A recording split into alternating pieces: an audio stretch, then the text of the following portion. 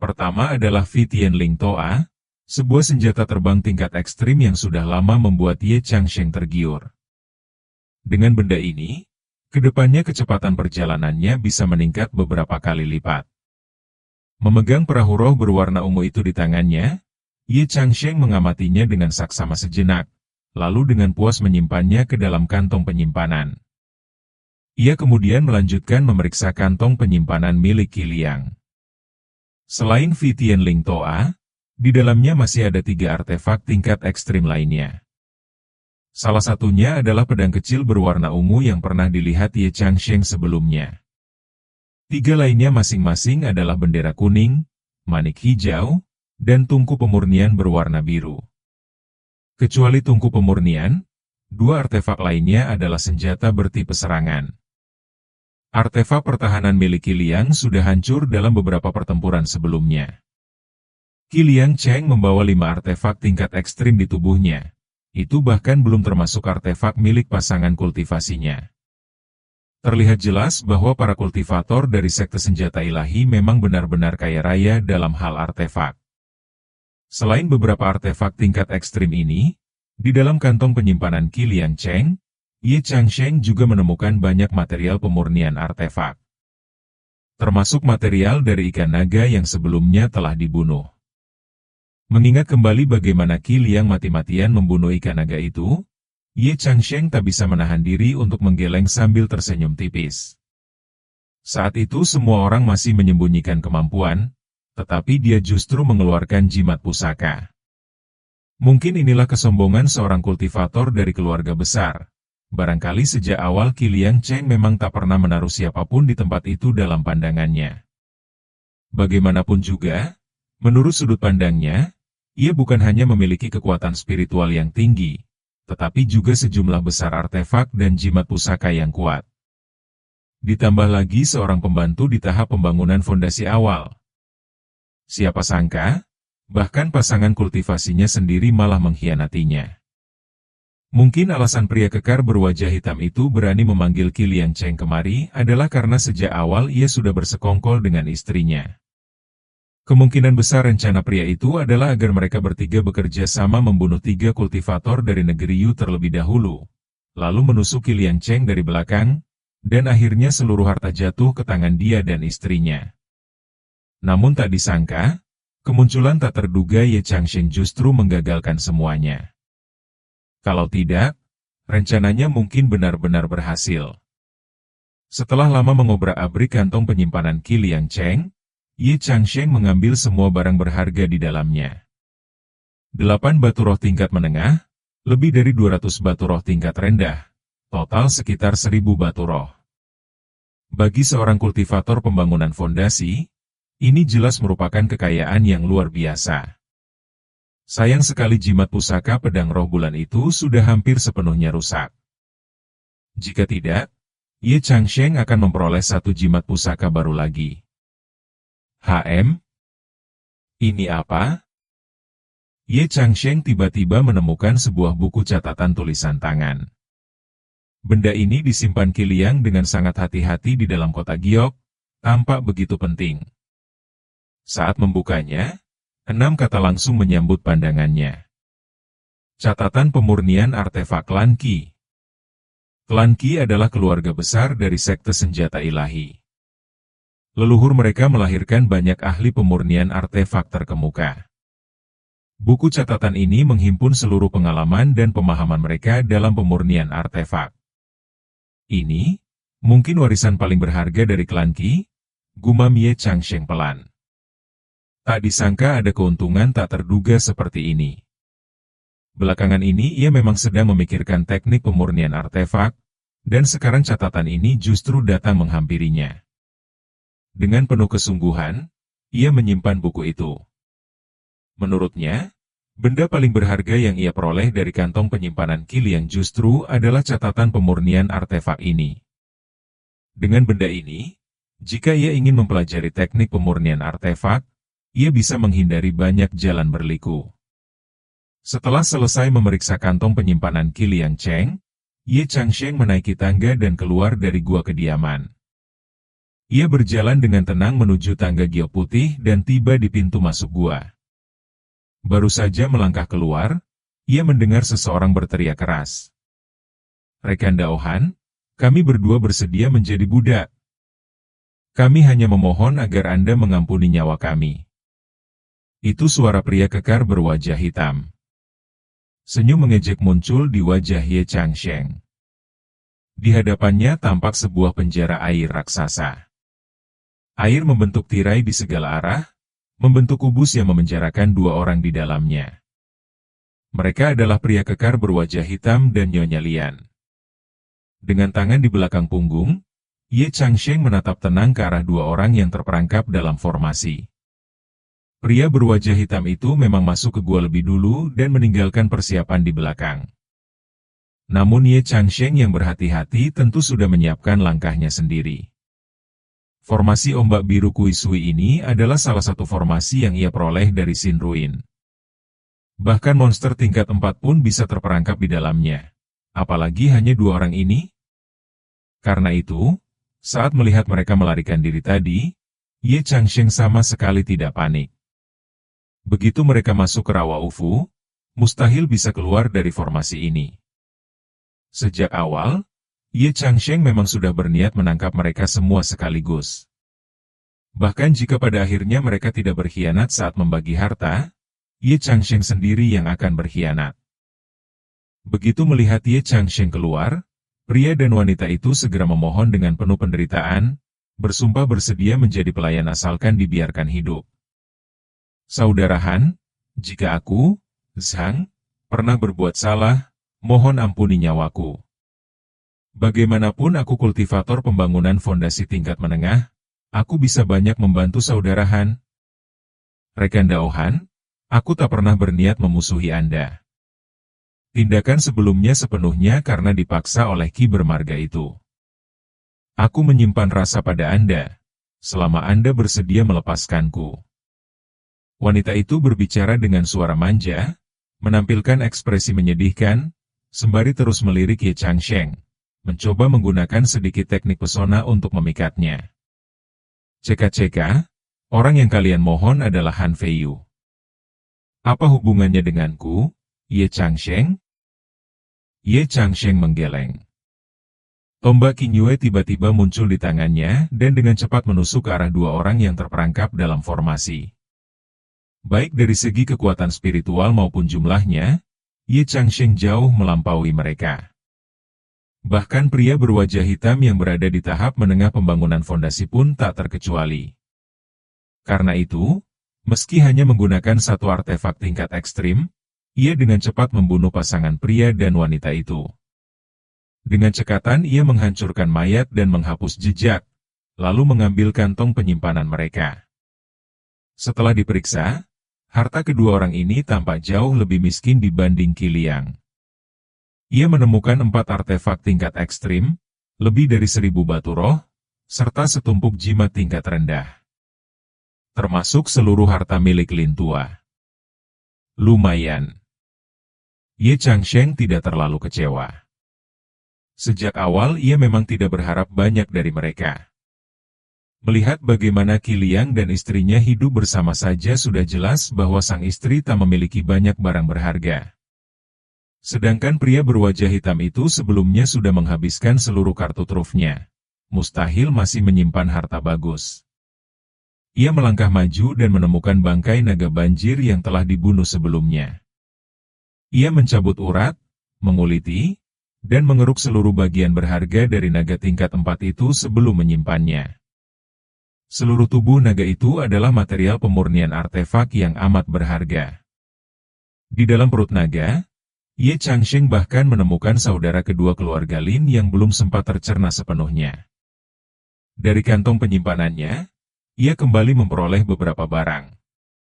Ye Changsheng menepuk tangannya dengan puas. Perjalanan kali ini benar-benar sempurna. Perjalanan ke Rawa Ufu kali ini memberi Ye Changsheng hasil yang sangat melimpah. Belum lagi harta yang diperoleh dari gua kediaman Daois Yuanxing. Hanya dari 5 orang yang pergi bersamanya saja, ia sudah mendapatkan berbagai harta bernilai lebih dari 10.000 batu roh. Ditambah lagi 2 monster tingkat 4, beberapa monster tingkat 2 dan tingkat 3 yang berhasil ia peroleh. Jika semuanya dihitung, nilainya kira-kira mencapai 20.000 batu roh. Setelah menghitung semuanya, di pinggang Ye Changsheng kini tergantung 3 kantong penyimpanan yang menggembung. Aku harus mencari kantong penyimpanan berkapasitas super besar. Kalau tidak, membawa sebanyak ini benar-benar terlihat buruk, pikirnya dalam hati sambil melirik pinggangnya. 1 kantong penyimpanan berisi penuh material monster, terutama dari naga banjir itu. 1 kantong lagi berisi artefak dan berbagai barang yang untuk sementara tidak digunakan. Sedangkan kantong penyimpanan yang paling penting berisi barang-barang yang bisa ia gunakan kapan saja. Ia melirik sekeliling yang sunyi, namun tidak langsung pergi. Sebaliknya, ia berbalik dan kembali ke gua Dao Xuanxing. Ia mengeluarkan Fi Tianling Toa, mempelajarinya dengan saksama. Setelah benar-benar memahami cara menggunakannya, barulah Ye Changsheng meninggalkan tempat itu. Dalam perjalanan pulang, ia menjadi jauh lebih waspada. Di rawa ini, konon terdapat monster tingkat 5. Pada tahap ini, Ye Changsheng sama sekali tidak ingin bertemu makhluk setingkat itu. Di hadapan monster tingkat 5, kartu as terbesarnya, bola petir surgawi, akan kehilangan efektivitasnya. Bagaimanapun, monster tahap inti emas umumnya bertubuh sangat tangguh.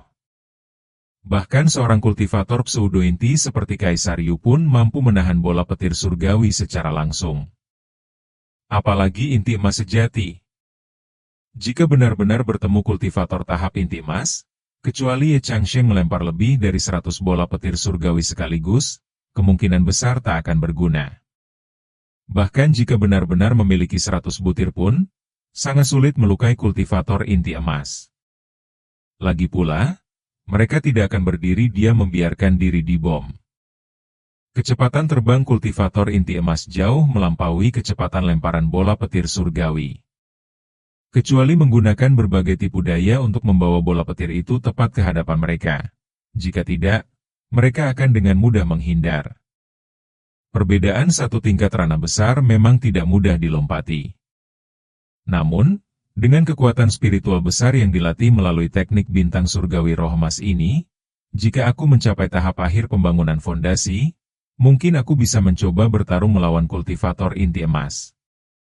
Dan jika pada saat yang sama aku berhasil menyelesaikan lapisan pertama teknik sumber bintang 9 lubang, membentuk 1 lubang bintang, menurut Dao Xuanxing, bukan tidak mungkin pembangunan fondasi membunuh inti emas, pikir Ye Changsheng dalam hati. Kekuatan spiritual yang dibawa teknik kultivasi mencerminkan kekuatan pribadinya. Namun sebenarnya, ia juga memiliki cukup banyak metode eksternal. Seperti formasi, jimat. Dengan kombinasi berbagai metode ini, jika bertemu monster tingkat 5 di rawa, peluang untuk melarikan diri tetap cukup besar. Untungnya, perjalanan pulangnya berjalan lancar. Pada dasarnya ia tidak bertemu sosok berbahaya. Memang ada 2 monster tingkat 2 yang muncul, tetapi dengan mudah ia selesaikan. Keduanya berubah menjadi material pemurnian artefak di dalam kantong penyimpanannya. Keluar dari rawa Ufu, menginjak tanah yang kokoh, dan menoleh kembali ke rawa hitam berkabut itu, Ye Changsheng menghela napas panjang. Saat datang, 6 orang masuk. Saat kembali, hanya 1 orang yang tersisa. Apakah aku juga memiliki aura cincin pemusnah cahaya? Dengan kibasan lengan, Fi Tianling Toa berwarna ungu muncul di bawah kakinya.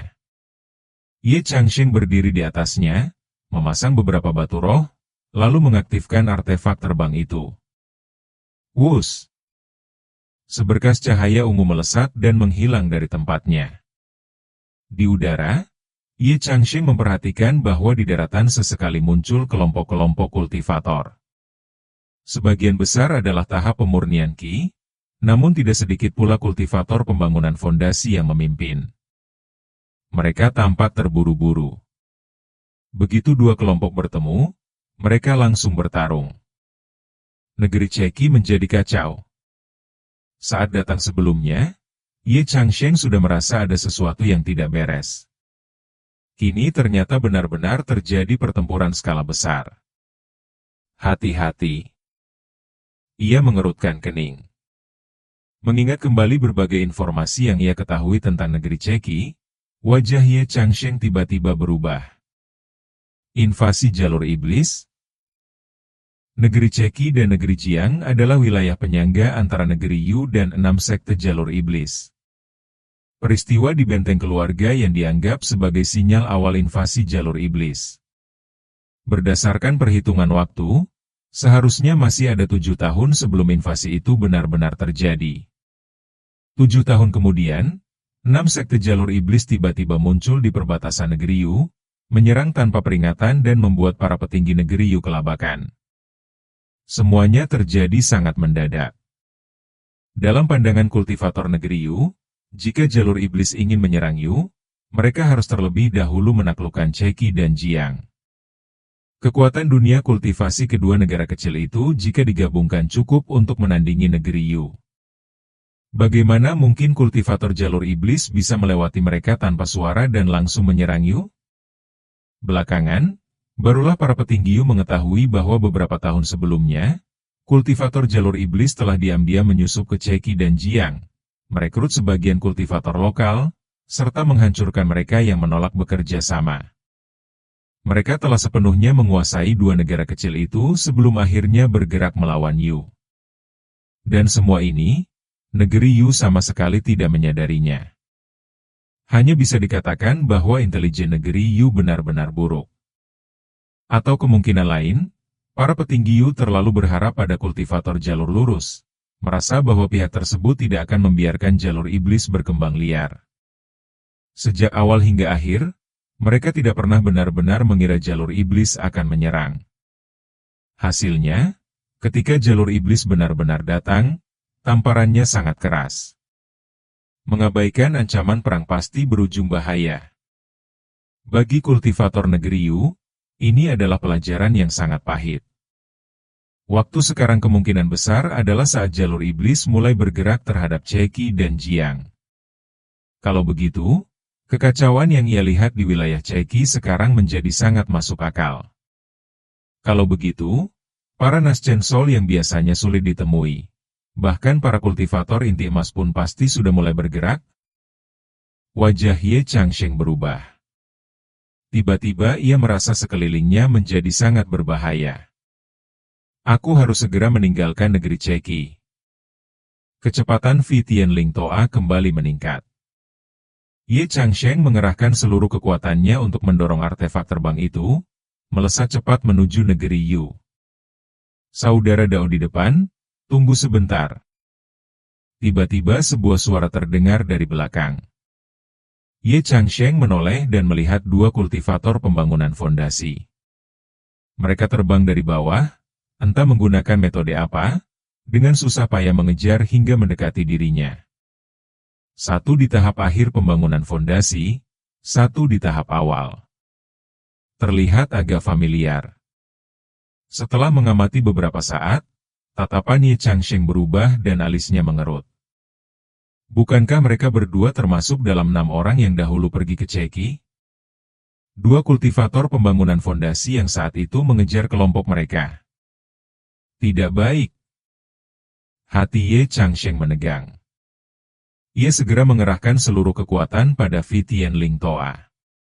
Kecepatannya melonjak lagi beberapa tingkat, dan dalam sekejap ia sudah meninggalkan 2 orang itu jauh di belakang hingga tak terlihat lagi.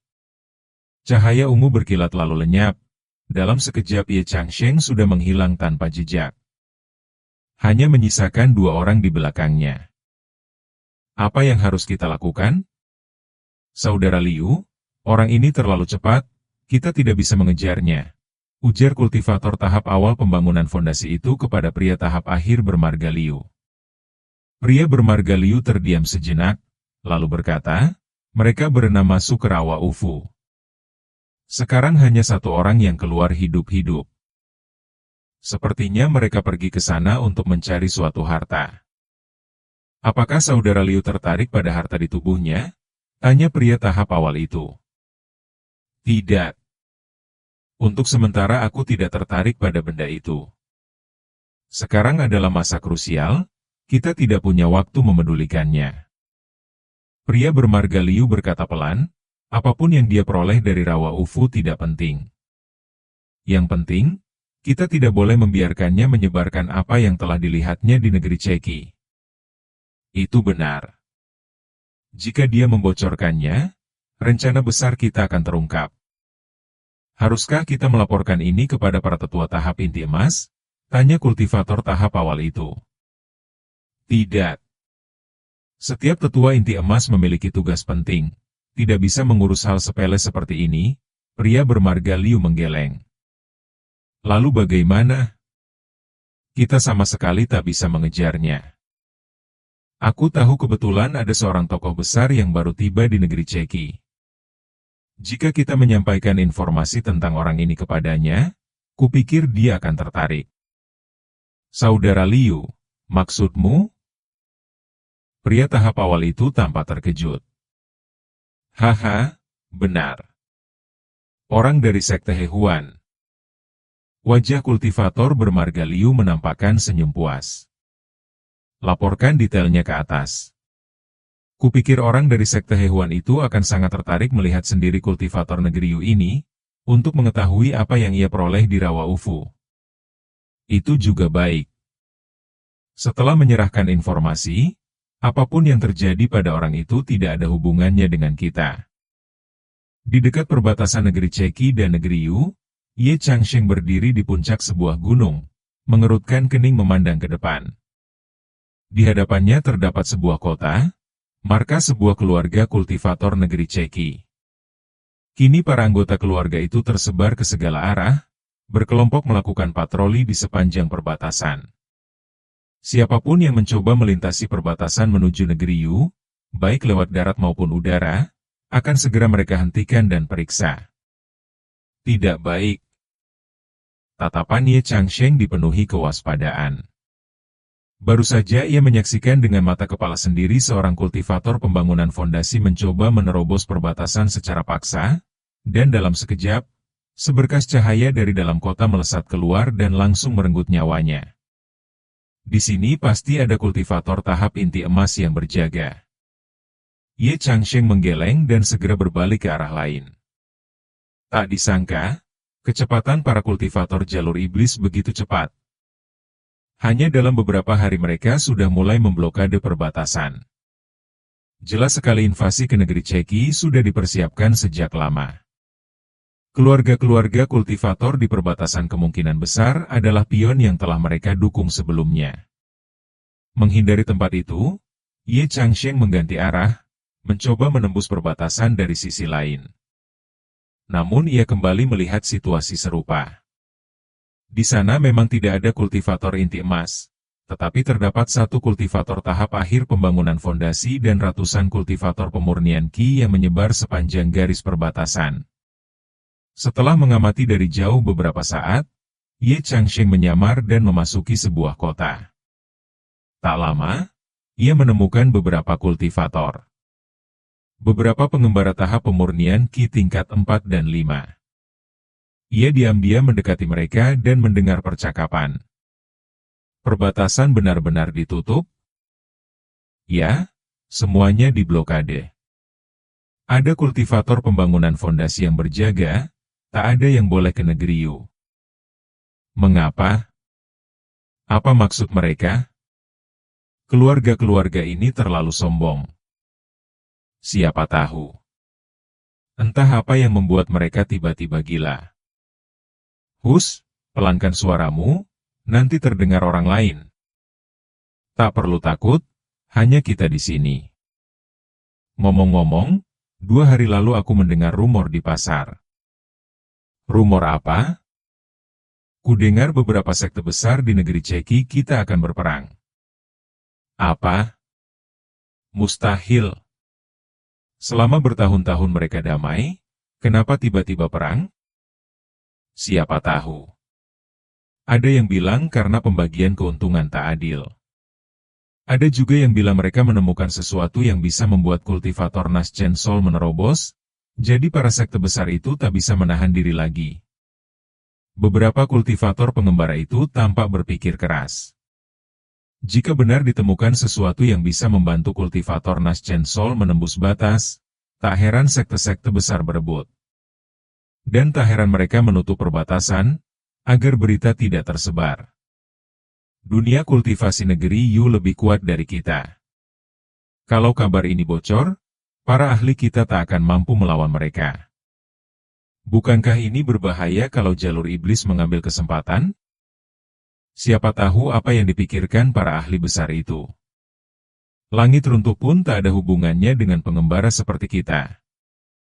Haha, benar. Harta sehebat apapun tak akan jatuh ke tangan kita. Ye Changsheng meninggalkan tempat itu dengan alis berkerut. Dari pembicaraan tadi, jelas seluruh perbatasan telah diblokade. Perbatasan antara negeri Yu dan negeri Ceki sangat panjang. Namun untuk memblokade sepenuhnya sebenarnya tidak sulit. Cukup dengan banyak kultivator pemurnian Qi dan beberapa ahli yang berjaga. Kecuali kultivator tahap inti emas, akan sangat sulit menembusnya tanpa terdeteksi. Belum lagi para kultivator jalur iblis memiliki berbagai metode aneh. Misalnya melepaskan serangga roh, binatang spiritual, atau burung untuk memantau wilayah. Begitu ada yang mencoba melintas, mereka segera memberi peringatan. Lalu kultivator inti emas akan langsung bergerak. Karena waspada terhadap metode semacam itu, Ye Changsheng tidak berani bertindak gegabah. Ia harus memikirkan cara yang aman. Merepotkan? Ia menetap sementara waktu di dekat perbatasan, masuk ke sebuah pasar kultivator dan mengumpulkan berbagai informasi. Tentu saja sebagian besar adalah kabar palsu. Seperti rumor tentang ditemukannya ramuan spiritual yang bisa membantu Nash Chainsaw menembus batas. Tak perlu dikatakan, itu pasti propaganda jalur iblis untuk menutupi situasi sebenarnya di negeri Ceki. Meski informasi bercampur, Ye Changsheng tetap memperoleh yang ia butuhkan. Di permukaan, hanya ada 2 kultivator inti emas yang menjaga perbatasan. Tapi itu hanya yang terlihat. Siapa tahu berapa banyak yang bersembunyi. Namun bagaimanapun, jumlahnya tak mungkin terlalu banyak. Masih ada celah untuk ditembus. Cari titik yang hanya dijaga kultivator pembangunan fondasi, lalu terobos dengan cepat. Kultivator pembangunan fondasi mungkin tak mampu mengejarku. Saat mereka melaporkan ke inti emas, aku sudah jauh. Jika mereka mencoba menghalangi, aku bisa menggunakan serangan kilat untuk membunuh dengan cepat. Ye Changsheng segera mengambil keputusan. Selama ia tidak menabrak wilayah yang dijaga inti emas, peluang untuk meloloskan diri masih besar. Begitu memasuki wilayah negeri Yu, para kultivator jalur iblis tak akan berani mengejarnya lebih jauh. Setelah meneliti peta, menganalisis sejumlah besar informasi, lalu melakukan pengamatan langsung, Ye Changsheng akhirnya menentukan sebuah jalur yang relatif aman. Melalui arah ini, jaraknya dari kultivator tahap inti emas seharusnya yang paling jauh. Di sini ada seorang kultivator pseudo inti yang berjaga. Kemungkinan tersembunyi ada inti emas sangat kecil. Pseudo inti, HMPH.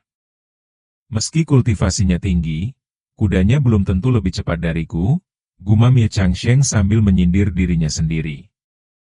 Ia mengibaskan lengan bajunya, dan Fi Tianling Toa muncul di bawah kakinya. Melompat ke atas perahu roh ungu itu, ia mengerahkan seluruh kekuatan. Dalam sekejap, Ling Toa berubah menjadi seberkas cahaya dan melesat ke depan. Wus! Kecepatannya luar biasa. Siapa itu? Teriakan-teriakan terdengar.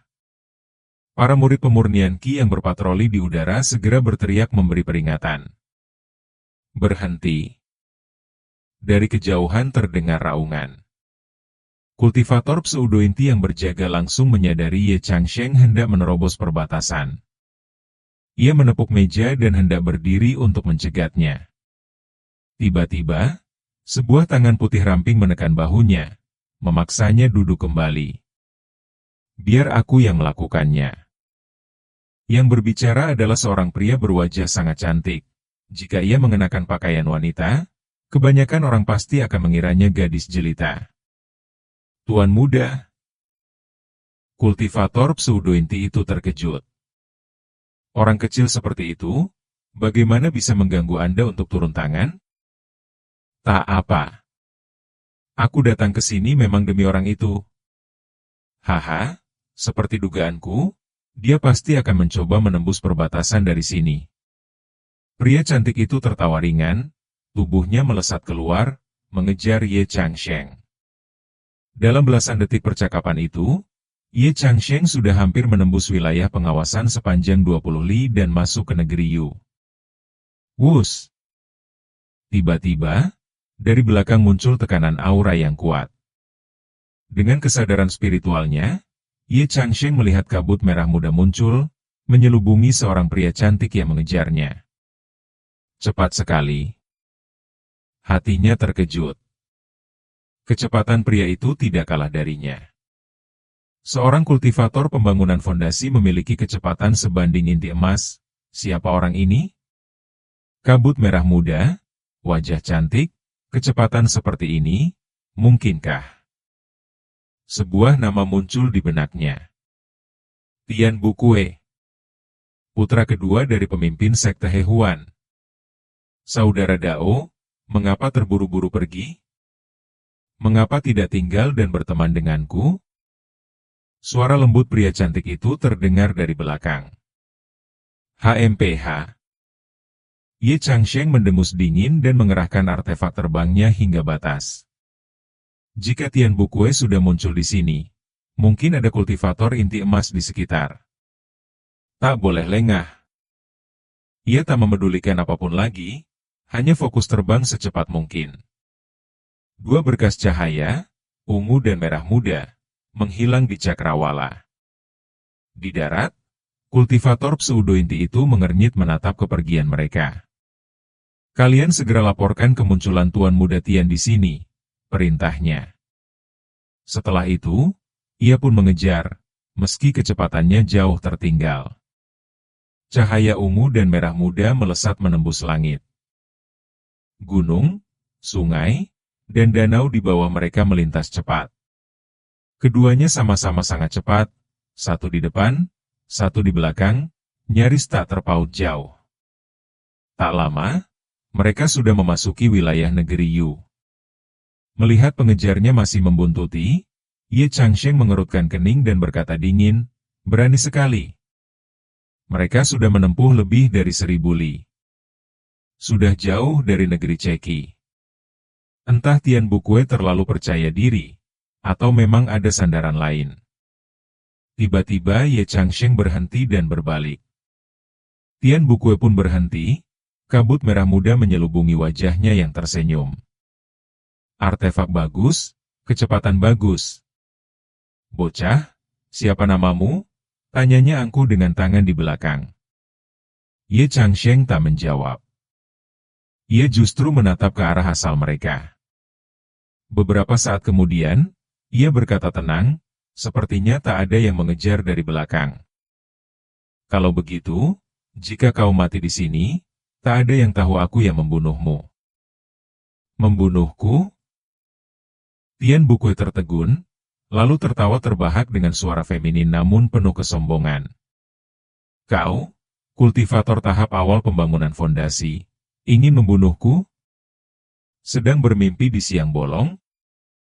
Hahaha. Tian Bukue tertawa keras. Serahkan apa yang kau peroleh di Rawa Ufu, mungkin aku akan mengampuni nyawamu. Ye Changsheng menggeleng.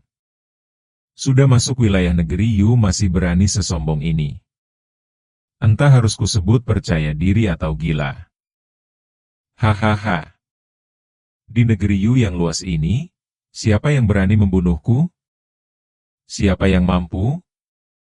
Ia mengangkat seruling giok di tangannya, wajahnya penuh arogansi. Benar, ia putra pemimpin sekte Hehuan. Bahkan para monster Tuanas Chainsaw pun tak akan mudah menyerangnya. Sekte Hehuan adalah raksasa jalur iblis. Ye Changsheng mendengus. Sombong yang sudah mendarah daging. Tanpa banyak bicara, ia mengibaskan tangan. Lebih dari 100 jimat muncul sekaligus, berubah menjadi bola api, tombak es, bila angin yang memenuhi langit dan menyerang Tian Bukue. Langkah yang mewah. Tian Bukue mendengus dan meniup seruling gioknya. Nada nyaring terdengar. Cahaya merah muda di tubuhnya bergetar dan berubah menjadi seekor burung merak merah muda. Merak itu terbang dan membuka paruhnya.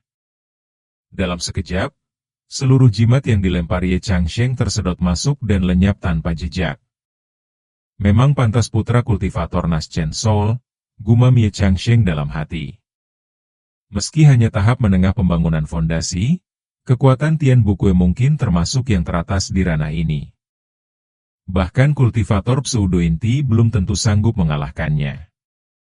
Aku ingin lihat seberapa banyak yang bisa kau telan. Ye Changsheng mendengus dan menepuk kantong penyimpanannya, mengeluarkan sebuah tungku. Itu artefak tingkat atas yang diperolehnya sebelumnya. Melihat Ye Changsheng mengeluarkan artefak tingkat atas untuk menyerang, Tian Bukue sempat tertegun. Baru saja orang ini melempar jimat bernilai ratusan batu roh, tampak kaya raya. Mengapa kini hanya menggunakan artefak tingkat atas? Meski bingung, Tian Bukue bereaksi cepat. Ia memerintahkan merak merah muda itu untuk sekali lagi menelan artefak tingkat atas tersebut. Kuot, boom, au kuot. Ledakan dahsyat yang mengguncang langit dan bumi pun terdengar. Saat In Bete Huit mengendalikan burung merak merah muda untuk menelan tungku itu, tiba-tiba kekuatan mengerikan meledak dari dalam tubuh burung merak tersebut. Burung merak merah muda itu merupakan salah satu teknik rahasia yang ia pelajari dari sekte HP Hoan. Dengan bantuan seruling giok di tangannya, teknik itu hampir mampu menahan sebagian besar serangan di bawah tingkat pembentukan inti, KT-an.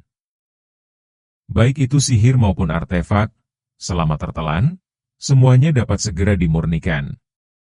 Sejak berhasil menguasai teknik rahasia ini, In Bete Huit nyaris tak pernah terkalahkan dalam pertarungan. Di tingkat pembangunan fondasi, Truk C, hampir tak ada lawan yang mampu menandinginya. Namun hari ini, ia justru terjatuh di tempat ini. Yang ditelan burung merak merah muda itu bukanlah artefak tingkat tinggi, melainkan sekumpulan Tian Loi Te. Saat Tian Loi Te meledak, seketika cahaya putih menyilaukan memenuhi pandangan.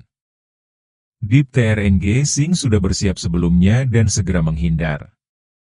Sebaliknya, reaksi In Bete Huit terlambat sesaat. Ketika ia menyadari ada sesuatu yang tidak beres di dalam tubuh burung merak merah muda itu, Tian Loi Te sudah lebih dulu meledak. Gelombang kejut mengerikan menyebar ke segala arah. Saat itu, jika ia ingin melarikan diri pun sudah agak terlambat. Ia hanya bisa bertahan secara paksa. Dengan amarah membuncah, ia meraung keras. Seluruh tubuhnya memancarkan cahaya merah muda yang menyilaukan, menyelimuti dirinya sebagai pelindung, lalu berusaha melarikan diri ke kejauhan. Boom! Gelombang kejut dari ledakan Tian Loi Te langsung menghantam dan menerbangkannya. Cahaya merah muda di tubuhnya berkedip 2 kali lalu padam. Tubuhnya menerima benturan yang amat mengerikan, tak mampu lagi bertahan di udara, lalu jatuh ke bawah. Wos! Deep TRNG Sing mengendalikan Vi Tianlin Toa Ungu melesat turun dengan kecepatan ekstrim. Dalam sekejap ia sudah menyusul In Bete Huit. Sebuah Fubao di tangannya bersinar terang. Cermin King Ning. Fubao ini memiliki banyak kegunaan. Saat Deep TRNG Sing mengaktifkannya, cahaya putih terpancar keluar. Tubuh In Bete Huit langsung terpaku, membeku di udara tanpa bisa bergerak sedikit pun, bahkan kelopak matanya tak mampu berkedip. Rangkaian serangan beruntun itu langsung membuat kultivator Truk C dengan kekuatan luar biasa itu tak berdaya sepenuhnya. Deep TRNG Sing melambaikan tangan, menarik kantong penyimpanan di pinggang In Bete Huit. Saat itu kesadaran In Bete Huit masih jernih. Melihat kejadian ini, ia dipenuhi ketakutan dan amarah, cahaya membunuh terpancar dari matanya. Kali ini ia benar-benar meremehkan lawan. Kekuatannya bahkan belum sempat ia keluarkan sepenuhnya, namun hasilnya sudah seperti ini. Ia bahkan tak tahu apa yang sebenarnya terjadi. Ia sama sekali tak memahami sebabnya. Mengapa artefak tingkat tinggi itu meledak setelah ditelan? Mengapa ledakan sekuat itu bisa terjadi? Ia tak tahu apa-apa. Rasanya seperti disergap secara licik. Kekalahan yang membingungkan. Kini ia bahkan ditahan oleh Fubao berbentuk cermin itu, tak bisa bergerak sedikit pun, benar-benar menjadi ikan di atas talenan. Matanya berkobar penuh kebencian, namun ia hanya bisa menyaksikan kantong penyimpanannya dirampas tanpa mampu berbuat apa-apa. Sungguh terlalu menyedihkan. Setelah menyimpan kantong penyimpanan itu, Deep TRNG Sing kembali mengeluarkan selembar jimat.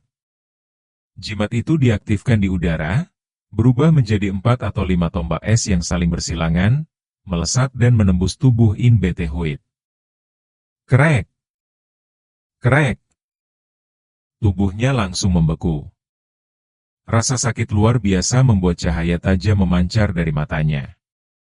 Namun tubuhnya tetap tak bisa bergerak, bahkan sudut matanya pun tak mampu berkedut. Ia sepenuhnya dikunci oleh Fubao cermin Qingning. Masih belum mati? Deep TRNG Sing berkata terkejut. Setelah tombak-tombak es itu menembus tubuh lawannya, ternyata masih belum mampu membunuhnya. Aneh. Hanya seorang kultivator truk C saja, seharusnya tubuhnya tak mungkin cukup kuat untuk menahan jimat tombak es. Deep TRNG Sing mengerutkan kening. Di tangannya muncul satu butir Tian Lai Te. Aku tak percaya kali ini kau masih bisa menahannya. Ia mengayunkan tangan dan melemparkan Tian Lai Te itu ke arah In Bete Huit yang masih terikat cahaya putih. Tepat saat Tian Lai Te hampir meledak, tiba-tiba cahaya menyilaukan memancar dari dahi In Bete Huit. Siapa yang berani menyakiti putraku? Raungan itu mengguncang pikiran Deep TRNG Sing hingga berdengung. Kepalanya terasa seperti akan pecah, hampir membuatnya jatuh. Wajahnya berubah drastis. Dengan ngeri ia melihat cahaya keluar dari dahi In Bete Huit, membungkus Tian Lai Te dan membuatnya langsung kehilangan efeknya. Pemimpin sekte HP Hoan? Tanpa perlu bertanya, Deep TRNG Sing langsung memahami identitas pemilik suara itu. Ternyata ia telah menanamkan jejak pecahan jiwanya pada putranya, melindungi In Bete Huit setiap saat. Di udara, kebencian dan ketidakrelaan di mata In Bete Huit tiba-tiba membeku. Sesaat kemudian, sorot matanya berubah total. Tua dan dalam. Penuh wibawa. Mengandung aura kekuasaan. Itu bukanlah sikap yang bisa ditunjukkan In Bete Huit. Kendali atas tubuhnya telah diambil alih oleh orang lain. Begitu pemimpin sekte HP Hoan muncul, Fubao cermin Qingning langsung goyah. Cahaya putih yang memadat itu segera tercerai-berai, tak lagi mampu menahan tubuh In Bete Huit. Krek! Es di dalam tubuhnya pun segera mencair. Tidak bagus. Meski hanya secuil jejak, kekuatan tingkat jiwa baru lahir, Nguyen An, bukan sesuatu yang bisa kutandingi. Hati Deep TRNG Sing terguncang hebat. Jika kultivator jiwa baru lahir itu benar-benar mengendalikan tubuh In Bete Huit, ia tak akan memiliki peluang menang sedikit pun.